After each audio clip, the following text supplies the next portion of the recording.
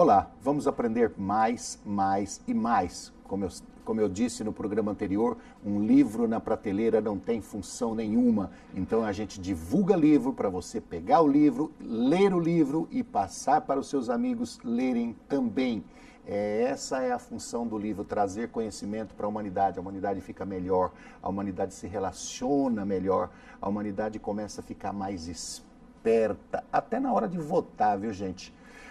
Nós vamos conversar com a Liliane Rocha, que é autora do livro Como Ser um Líder Inclusivo. Esse é um assunto que eu gosto muito, né? Quem me conhece do programa Diversidade sabe que a gente fala sobre esse assunto há muito tempo. E a gente vai entrar um pouquinho profundo no livro da Liliane hoje para falar como que surgiu a ideia de escrever um livro sobre a inclusão, um líder inclusivo, preparar um líder inclusivo. Tudo bem com você, Liliane? Tudo bem com você, Roberto. Obrigada pelo convite para estar aqui falando desse tema que é tão importante, tão fundamental para a sociedade e para o mundo hoje em dia, né? Você já é consultora de inclusão há muito tempo? Eu trabalhei 13 anos em grandes empresas com o tema de sustentabilidade e diversidade e há 2 anos e 7 meses eu abri minha consultoria, que é a Gestão Kairos, e estou atuando novamente com grandes empresas, levando esses temas de sustentabilidade e de diversidade para a agenda corporativa. Eu começo a entrevistar as pessoas aqui e a gente bate um papo antes e a gente vai ficando mais amigo e de repente tem falhas na apresentação do programa, certo? Eu já comecei a falar com a maior intimidade, a Liliane, mas a Liliane Rocha, certo? Não falei o sobrenome, é assim, vai acontecendo falhas por causa da intimidade. Mas isso é bom, a gente fica mais solto, né, no programa. Liliane, esse livro, ele tinha o objetivo de... O livro ele tem o objetivo de sensibilizar a população em geral para o tema de diversidade. Então, ao longo desses 13 anos trabalhando em grandes empresas, empresa do setor financeiro, empresa do setor de eletrônicos, empresa do setor bancário, da mineração, eu fui percebendo o quanto, apesar do tema estar avançando, ainda há um entrave quando a gente fala de diversidade nas organizações e com lideranças. Então, ainda há uma dificuldade de falar sobre equidade de gênero, homens e mulheres, sobre a questão racial, sobre pessoas com deficiência, sobre LGBT, sobre pessoas de diferentes idades, idosos, jovens, diversidade religiosa. Então, pensando que o fator de inclusão é um diferencial para a liderança, para as empresas, para o poder público, para organizações sociais, para todo mundo, eu resolvi fazer esse livro, Como Ser um Líder Inclusivo.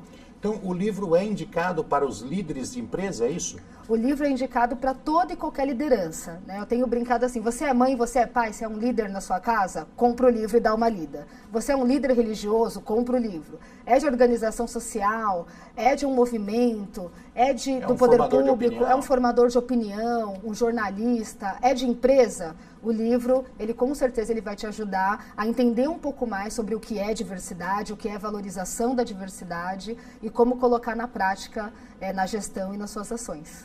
Você está falando isso, me vem à cabeça uma coisa contrária. Você imagina um líder, né? Seja um líder religioso, seja um líder familiar, um líder de empresa, que ele seja preconceituoso ao extremo, né? E ele é um formador de opinião. Quantas sementes ruins essa pessoa pode plantar aí no decorrer da vida?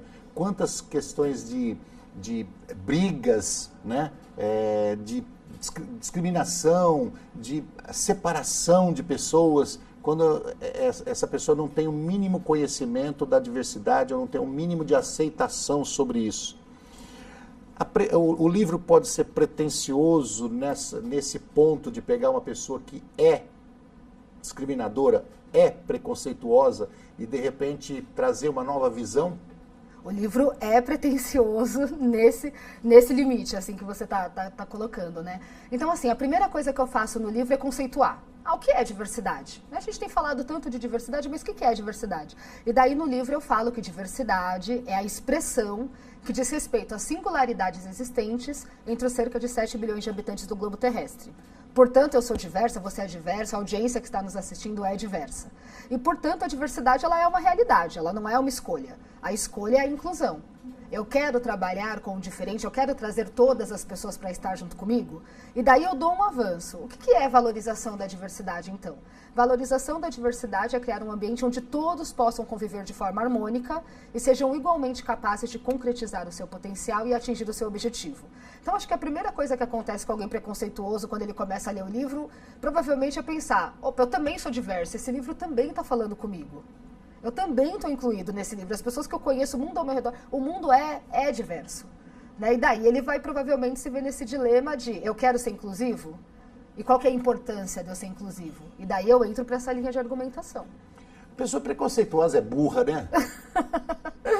Eu falo que toda discriminação, todo preconceito é um desconhecimento. Falta uma informação para aquela pessoa. Ignorância. É uma ignorância. Uma ignorância, um desconhecimento. Uma vez eu cheguei para uma pessoa que era preconceituosa e conversando com ele, eu falei assim, escuta, você gostaria que o mundo fosse igual a você? Né? O mundo seria chato. Mas não é porque você é chato, eu falei, porque o mundo seria chato se todo mundo fosse igual a mim. Se todo mundo fosse igualzinho, né, o mundo nem teria evoluído. Né? Nós estaríamos lá na caverna. A sua mulher é diferente de você. Os seus filhos são diferentes de você. Né? O seu irmão é diferente de você. Seu pai é diferente de você. Ou seja, você é único. Exato. E todo mundo que está ao seu redor é diferente de você. Se você tiver um irmão gêmeo, é diferente de você. É verdade. Então, isso é diversidade. É o fato de você valorizar aquela pessoa que está na sua frente, que te traz um momento único de aprendizado. Porque ela é diferente. Porque ela tem um pensamento diferente. Sim. E eu acho importantíssimo que traga esse livro, esse tipo de informação do tipo respeite. Você distribui em palestras esses livros? Vende? Como é que adquire esse livro? O livro ele foi lançado pela Editora Scortese, então ele está à venda no site da Editora Scortese, www.scortese.com.br, e ele está à venda também na Livraria Cultura e na Martins Fontes. Então, a pessoa pode comprar online, a entrega é para todo o Brasil, entrega internacional também, e pode adquirir em uma dessas livrarias. Você no livro, você aborda um capítulo para cada tipo de situação diferente? Por exemplo, você vai na questão do negro, na questão do LGBT, como é que você aborda isso? Dá para você dar uma explicadinha para a gente? Dá, eu quis aprofundar em cada um desses grupos, né? Então, eu explico que diversidade é algo que faz parte de todos nós, da singularidade de todos nós, mas eu quis entrar um pouco nesses públicos e falar um pouco sobre eles, porque existem dados, indicadores, estudos que mostram e evidenciam que há hoje realmente uma discriminação no Brasil em diversos aspectos, e também que traz a colocada desses públicos dentro da empresa como processo de vantagem competitiva e de inovação e com dados. Então, eu falo um pouco da questão da mulher, sinalizando que a cada 11 minutos, né, uma mulher é vítima de violência no Brasil, sinalizando que quando a gente pega o estudo das 500 maiores empresas brasileiras, por exemplo, apesar das mulheres serem 60% do contingente que sai das graduações, a gente tem somente 30% de mulheres no quadro funcional e quando vai para o quadro executivo a gente tem só 13%. Coloca ali que o Brasil, em termos de mulher, na participação política, está atrás de países como Ruanda, como Afeganistão, como Índia, contrariando o nosso senso comum. Né? A gente pouco vota em mulheres. Trago a questão do negro, também compartilhando um pouco desses dados. Então, a gente sabe que a gente teve... a população maior do Brasil hoje. Que é 53% da população do Brasil. Toda vez que a gente fala de minoria, a gente vai olhar e é a maioria. A maioria, não, se juntar todo mundo, a mulher então... é minoria, não, ela é maioria. O negro é minoria, não, é maioria.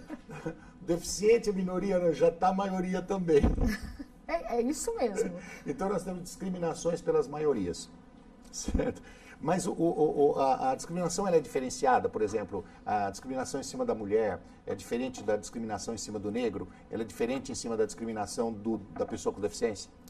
Eu acho que tem dois pontos. O primeiro é o quanto essas coisas estão entrelaçadas e na nossa mente a gente tende a trabalhar em caixinhas. Então pode ser mulher e negra e pessoa com deficiência, pode estar tudo na mesma pessoa. Né? Então como virar que a cara da deficiência? Pode e acontece muito. Fiz uma exposição sobre homoafetividade, tinha casal de pessoas com deficiência. Desculpa, a cara da deficiência não, a cara do preconceito. É a cara... A cara do preconceito, fiz uma exposição sobre homoafetividade, tinha casais homossexuais e que eram pessoas com deficiência. Então, quer dizer, como que a gente tem esses aspectos entrelaçados, né? E acho que vale a pena a gente olhar para isso. Você sabe que você falou da questão da mulher? A gente já vai encerrar esse bloco, mas é gostoso contar essa história. Escutei de um escritor francês, não me lembro agora o nome dele, ele dizia o seguinte: a mulher, ela é uma filósofa, por nascimento, pela sua criação, né? Levando-se em conta do Adão e Eva, levando-se em consideração que existiu Adão e Eva, não se fala de maçã na Bíblia. Maçã, não existe a árvore da maçã, existe a árvore da vida e a árvore do conhecimento, certo? E a árvore do conhecimento era proibido. O Adão, muito como homem, recuou, ficou na dele, né? Medão, e a mulher foi lá na árvore do conhecimento e experimentou a árvore do conhecimento. Então a mulher foi atrás do conhecimento primeiro. Nós vamos discriminar como isso? A mulher é a primeira filósofa. Nós vamos para o intervalo e já voltamos.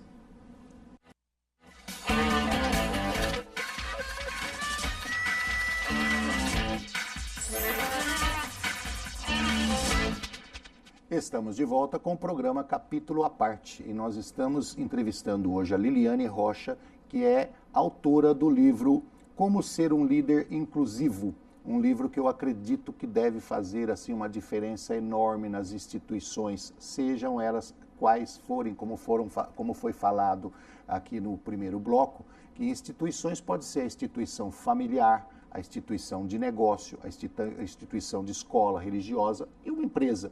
Eu vou iniciar o segundo bloco pedindo para a Liliane ler uma partezinha do livro para a gente. Pode ser? Pode ser. Ainda há uma última reflexão, já estou na conclusão aí, né, dessa parte. Muitos dizem que a população negra é aceita. Neste sentido, há outro diálogo que tenho repetido à exaustão. Em que campo se dá essa aceitação? Possivelmente, quando o negro está em um lugar no qual o senso comum espera que ele esteja, realmente não sofrerá preconceito. Por exemplo, não me recordo de ter sofrido discriminação indo à feira, no ponto de ônibus, nos trabalhos que realizo em comunidades vulneráveis por todo o país. Mas sim, sofri discriminação quase todas as vezes que estava em lugares nos quais eu, como negra, não era esperada. Indo visitar uma amiga em prédio de classe alta em São Paulo, tentando realizar uma compra para a viagem internacional, entrando na primeira classe de um determinado voo. Pesado isso, hein? O livro se baseia em entrevistas com o pessoal que coloca para você momentos em que sofreram discriminações aí por diante? Eu brinco no livro que quando a gente começa a trabalhar com diversidade, você vira praticamente um padre. As pessoas vêm falar com você em confissão. Então, ao longo dos últimos 13 anos trabalhando em empresa, eu tive uma série de pessoas da comunidade LGBT vindo conversar comigo. Você acredita que eu não fui promovido? E a justificativa é que eu não fui promovido porque eu sou homossexual. Falaram isso realmente, né, na minha presença. Ou mulheres de diversas empresas. Fui demitida durante a licença maternidade, o que eu faço? Chegam a ouvir isso? Chega. Eu cito alguns casos assim no livro que eu acho interessante, porque são casos correntes, caso do hoje, e que o nosso padrão mental faz a gente pensar que eles não acontecem mais, mas eles continuam acontecendo. As histórias do livro são extremamente recentes e reais, diversas, né? Às vezes eu uso um personagem, mas eu ouvi de 10 pessoas. E essa é a realidade hoje. Aí você escuta o cara contando isso para você quase como um confessionário, você fala assim, pode contar para mim que é um confessionário que eu vou escrever um livro. Eu mudo o nome das pessoas, assim, realmente eu conto de uma forma bem genérica os casos e histórias, mas inclusive porque eles se repetem, né, quase como se fosse uma persona. Eu não conheço um único homossexual que deixou de ser promovido ou contratado por ser homossexual. Eu não conheço, infelizmente, uma única mulher que foi demitida sobre a licença maternidade, ou um único negro que ouviu de um chefe numa empresa que ele precisava fazer, uma mulher que precisava fazer chapinha, porque ficava com uma aparência mais corporativa do que com o cabelo cacheado. Então, é praticamente uma persona, porque as histórias, elas se repetem muito. Essas histórias que são contadas assim a quatro paredes, a pessoa tem medo de divulgar no público, tem vergonha, né? Principalmente vergonha de contar, e você traz no livro, eu acho que é importantíssimo isso. As pessoas não deveriam ter vergonha de contar suas histórias, não. Ela deveria chegar numa autora de livro como você, contar as histórias e falar assim, não, publique. E pode colocar meu nome, porque sofri isso. Se ela já sofreu, ela já sofreu. não vai sofrer de novo. E quanto mais se falar, quanto mais se divulgar, quanto mais esse livro for lido, quanto mais se falar a respeito dessas histórias incríveis, maldosas, chatas, né, que as pessoas passaram, o mundo começa a ficar melhor. E esse livro tem essa função, melhorar a qualidade de vida do relacionamento. Sim, esse livro ele tem essa função. É um livro que ele busca construir conhecimento com todo mundo que tiver acesso e contato com ele. Então, por isso, de novo, né, que eu trago dados indicadores. Então, é assim, é para ver que não é um caso isolado. Né? Se eu falo que só 4,7% de negros estão na liderança das 500 maiores empresas, só 0,6% de pessoas com deficiência, não chega a 1%, estão na liderança das 500 maiores empresas. Então, as pessoas que estão hoje nas empresas ou galgando outras posições e têm encontrado obstáculos, elas sabem que elas não estão sozinhas, porque há indicadores. E quando eu trago a história dessas pessoas, nessas histórias que se repetem, a pessoa ela pode olhar o livro e falar, nossa, isso também aconteceu comigo, né? E eu não estou só. Então, como que eu faço para mudar essa realidade se eu não estou sozinho? Mas muitas vezes as pessoas passam por situações em que ela acha que ela é única, né? E quando isso é divulgado, ela percebe que não é única. É o caso, por exemplo, de estupradores, né? Aí uma pessoa vai lá e tem a coragem de denunciar o cara. Denuncia o cara, em seguida, depois que ele foi denunciado, aparece mais 20, 30, 40 vítimas. É mais ou menos isso. É mais ou menos Dentro da isso. empresa, você acha que esse livro traz esse tipo de repercussão? Ou seja, as pessoas começam a ler dentro de uma indústria, começam a ler o livro, poxa vida, eu sofri um caso assim. Ela pode recorrer ao RH, ela pode recorrer a alguém e falar, olha, eu tenho uma história parecida com essa, e acontecer uma revolução dentro da empresa, uma revolução positiva de mudança de hábitos, de pensamento? Eu espero que sim. Eu espero que sim. Eu acho que esse livro ele foca tanto esse leitor geral, que vai encontrar subsídios para poder se empoderar para essa mudança, e também a liderança, porque no livro, em duas partes do livro, eu chego a falar em etapas e passo a passo.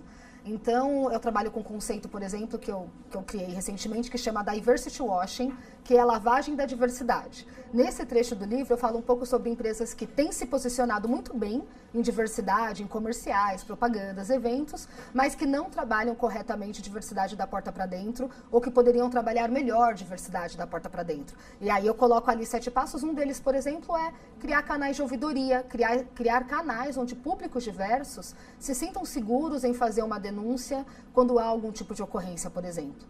E um pouco mais para frente, de forma positiva e propositiva, um passo a passo para quem quer fazer diversidade. Então, conheça o seu cenário interno, conheça os dados e estatísticas, faça um planejamento de curto, médio e longo prazo, e daí vou trabalhando com essas etapas num formato de guia que possibilita que alguém termine de ler um livro e consiga começar a implantar uma estratégia de diversidade na sua empresa. Eu percebi que você comentou sobre estatísticas algumas vezes. Essas estatísticas estão nos livros? Está no livro? Eu trago esses dados no livro e trago as fontes. Então, no livro eu vou até um determinado momento, quando eu trago indicadores e estatísticas, mas tem aqui as fontes. Então, se a pessoa quiser aprofundar depois em estudos, eu trago o estudo da McKinsey falando de como a diversidade agrega competitividade no mercado de trabalho. Posso falar aqui se você quiser.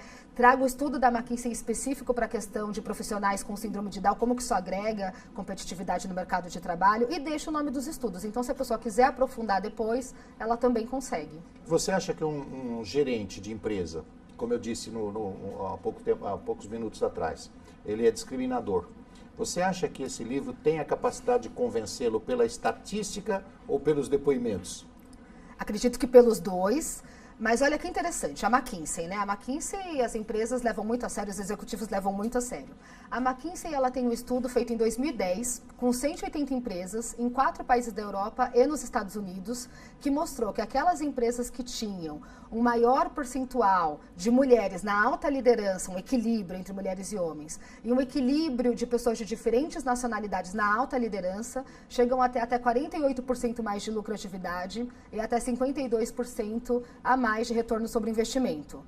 É um dado que fala com Isso o está no empresariado, livro? está no Sim. livro. Tem um estudo da McKinsey também de 2014, feito falando sobre como pessoas com síndrome de Down agregam valor ao mercado de trabalho e às empresas. E esse estudo, ele mostra que aquelas lojas, né, foi feito com lojas, com varejo, que tem pessoas com síndrome de Down trabalhando, pontuam até 11% melhor quando se fala de ambiente de trabalho, segundo os respondentes, e quando se fala em transparência e confiança na empresa que você trabalha, pontua 14% melhor.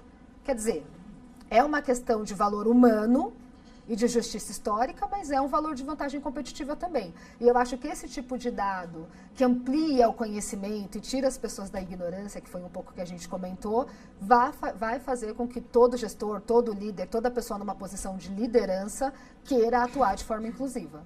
Quer dizer, se o cara for para o lado emocional, você convence ele, né? Do lado dos depoimentos, das situações e tudo mais. Se o cara for o lado dinheirista, você convence ele através das estatísticas. Não tem escapatória. A ideia é convencer. A ideia é convencer. A ideia é mudar a cabeça do cara para ele aceitar mais. Exatamente. Me diga uma coisa, as discriminações, elas são um pouquinho diferenciadas. No mundo da pessoa com deficiência, elas são um pouco diferenciadas entre a deficiência física e a deficiência intelectual. Já percebi muito que quando entra uma pessoa com deficiência intelectual, seja síndrome de Down, seja síndromes de uma maneira geral, principalmente essas, as pessoas tendem a brincar com o síndrome de Down como se fosse uma criança, como se fosse, sabe, fala de jeitinho como se fala com criança, né? Brinca como se estivesse brincando com uma criança. Então é um tipo de discriminação diferente, mas que não é menos dolorosa do que qualquer outro tipo. Existe esse tipo de abordagem? Existe esse tipo de abordagem, e daí eu acho que são realmente tipos de discriminações específicas, mas que às vezes elas se falam um pouco. Então, realmente, eu acho que as pessoas tendem a trabalhar pessoas com deficiência mental como se elas fossem criança, mas as pessoas com deficiência física, eu lembro de um profissional de uma área que ele comentava comigo certa vez. As pessoas entram, ele, né, não tinha metade de uma perna, enfim, um profissional excelente, fantástico, e ele sinalizava, as pessoas quando entram aqui na área, elas perguntam, tem alguém dessa área para me atender? Se tá só ele, se não tinha outros analistas, se o gerente não estava lá, se não tinha outros pares, estava ele lá como representante da área, a pessoa olhava para ele e perguntava, tem alguém da área que possa me atender? E daí ele me reportando que ele falava, fulano e fulana voltam depois. E esse dia eu falei para ele, fulano, né, vira e fala, eu estou aqui para te atender e eu sou da área. Né? Então, como que há paradigmas e vieses até inconsciente das pessoas? Eu trabalho isso muito nas palestras, e eu começo lá na Grécia Antiga. Né? Quando eu falo de pessoa com deficiência, por exemplo, eu costumo falar, bom, qual que formata o nosso mindset? A Grécia Antiga, no mundo do belo, do idônico, do perfeito, onde quando a pessoa nascia com deficiência, né, ela era extraída, retirada, assassinada da sociedade. Depois você vai para o tempo ali da Igreja Católica, o advento da Igreja Católica, onde você começa a ter o não matarás. Nessa época aí suicidavam, né? Como é que é? Suicidavam ela, né? Suicidavam ela.